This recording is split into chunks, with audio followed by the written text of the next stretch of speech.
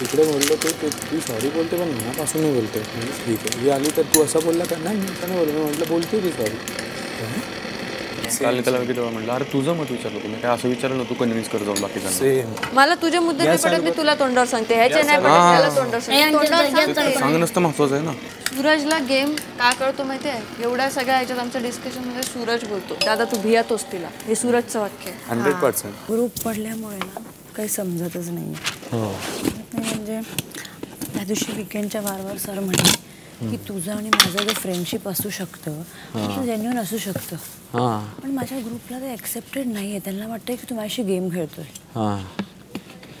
आता याच्यात मी काय बोलू? म्हणजे दोन लोकांची फ्रेंडशिप नसू शकते का? हेच तर मी त्यांना सांगतो ना.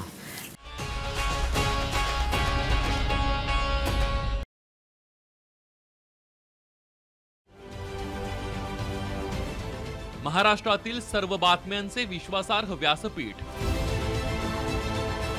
सकाळच्या सर्व सोशल मीडिया प्लॅटफॉर्मला लाईक, फॉलो आणि सबस्क्राईब करा. तसंच सर्व नोटिफिकेशनसाठी बेल आयकॉन प्रेस करायला विसरू नका.